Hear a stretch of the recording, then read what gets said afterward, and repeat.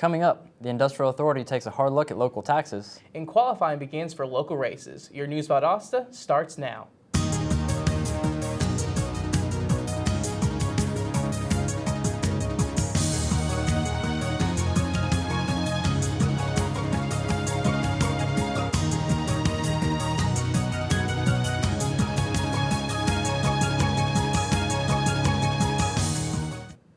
Welcome to News Valdosta. I'm Jacob McWhorter.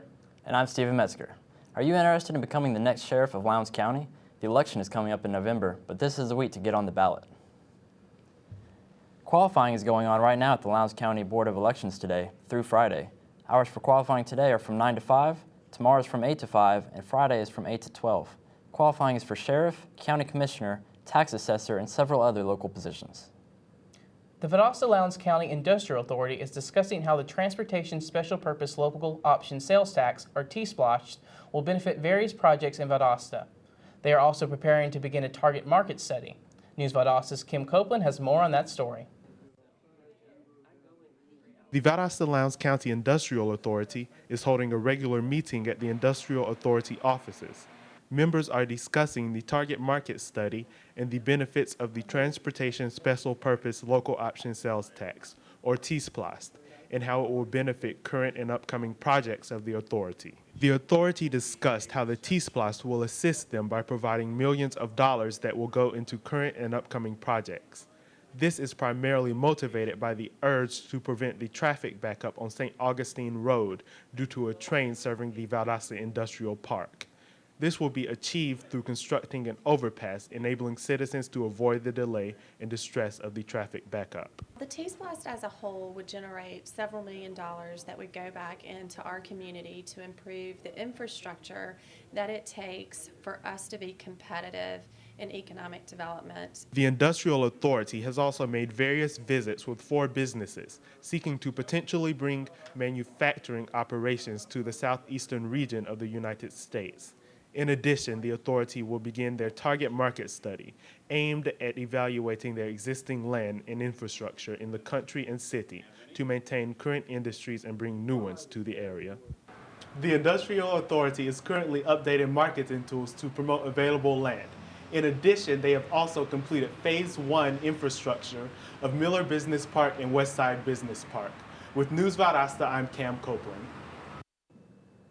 The Georgia 400 northbound was closed for over 3 hours early this morning when a driver going the wrong way collided with a street sweeper. A male driver driving a Dodge Intrepid entered the highway through the off-ramp and drove several miles before crashing into the street sweeper. The driver suffered extensive injuries, including severe burns when the car caught on fire. The occupants operating the street sweeper were uninjured. It is currently unclear if the driver was under the influence at the time of the crash.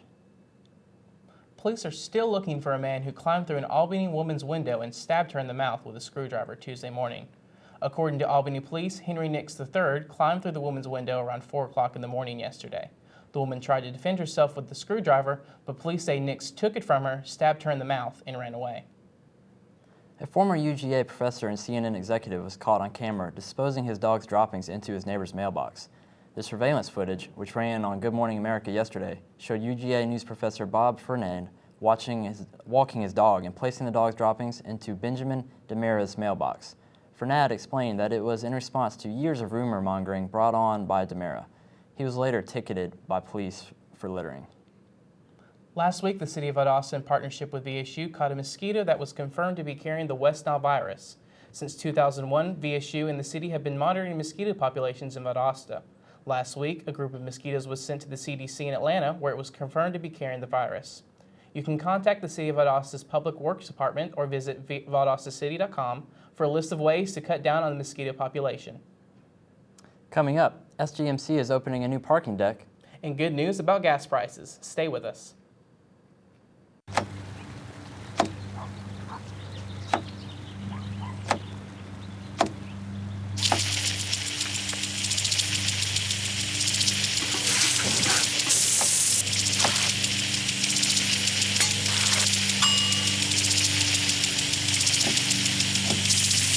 Clean kitchen surfaces, utensils, and hands with soapy water. 1 in 6 Americans will get sick from food poisoning this year. Keep your family safer. Check your steps at foodsafety.gov. Thank you for calling your GED Pep Talk Center. All right, now, are you ready for your GED Pep Talk? Being nervous is okay. It just shows that you're serious about getting your diploma. All right, listen, we all need a little nudge sometimes.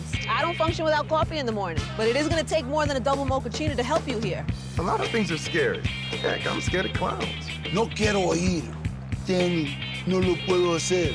Quiero oír. Danny, lo voy a hacer. TMC, liking your pep talk style. Just keeping it real, Debs, just keeping it real. Louder, louder, I'm gonna get my GED, come on! Get your GED. Hey. Can you keep it down, Baba? Thanks.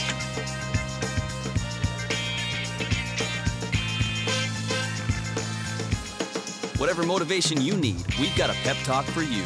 Get your GED pep talk and find free classes at yourged.org.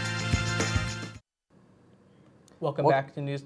Valdosta. Parking has been a problem at South Georgia Medical Center for several years. Now the staff at SGMC is doing something to fix it. South Georgia Medical Center is planning to open its new parking deck the first week of July. News Valdosta Kristen Finney has more on that story. South Georgia Medical Center has been breaking ground on a new parking deck for a little over a year now. The opening of the new parking deck, which was recently scheduled the end of this month, has been postponed until the first week of July. Due to poor weather and an extended winter, the project, which began in March of 2011, has taken longer than expected. The new parking deck is located on the corner of North Patterson Street and Pendleton Drive. We built the parking garage in the location that we have chosen because we wanted to be able to connect it to the hospital, and that was because we were concerned about the safety of our employees going back and forth late evenings, early mornings. The new parking deck will add around 650 more parking spaces at SGMC. The parking deck will allow visitors and staff to visit the hospital without having to park several blocks away.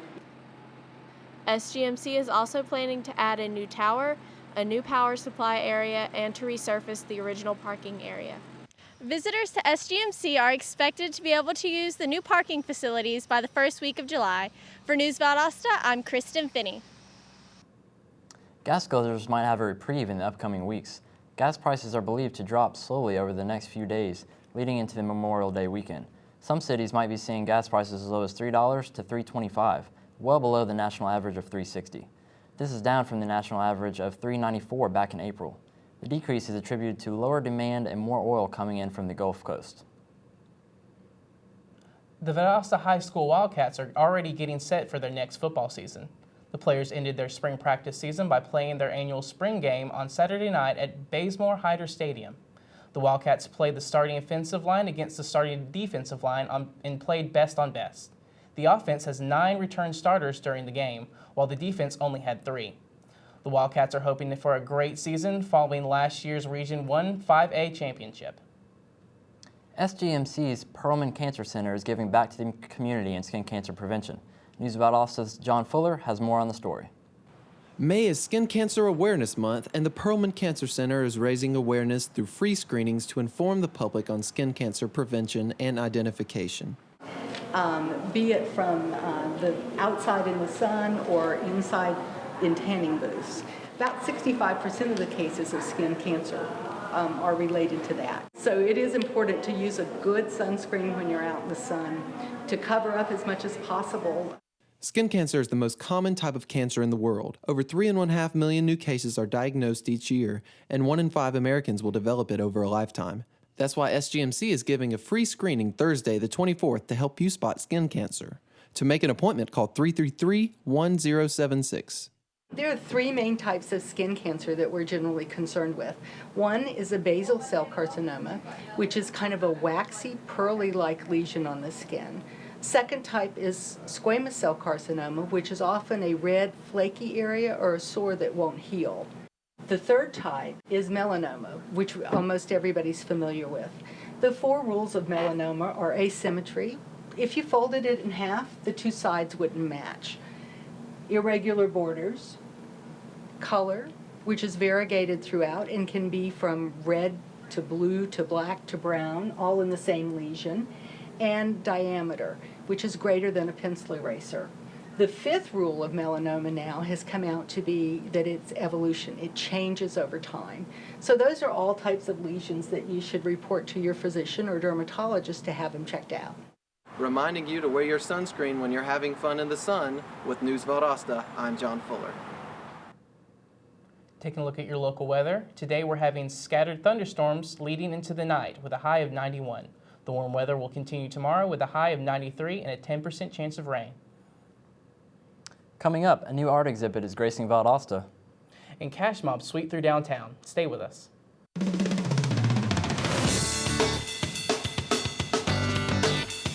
I love learning. I believe in service. I am full of passion. I embody sportsmanship. I trust in my resourcefulness. I like balance. That's why I chose Division II.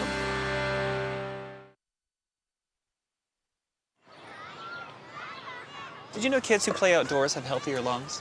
Totally. I did. Did you know that boys that play with dolls make better husbands? My son has lots of dolls. But did you know terry cloth diapers breathe better? I did. It's totally true. Oh, yeah. Did you know that strollers have the right of way on a sidewalk? Yes. Yep, I did. Did you guys Did you know that kids who eat breakfast have higher GPAs? Yeah, I know. Yeah. It's actually what I was going to say. Did you know babies should never touch silver? It's really bad for them. I knew that. Did you guys know that statistically friendly kids have more friends? Mm-hmm. Yeah. That's obvious. Did you know most people think they're using the right car seat for their kid, but they're not?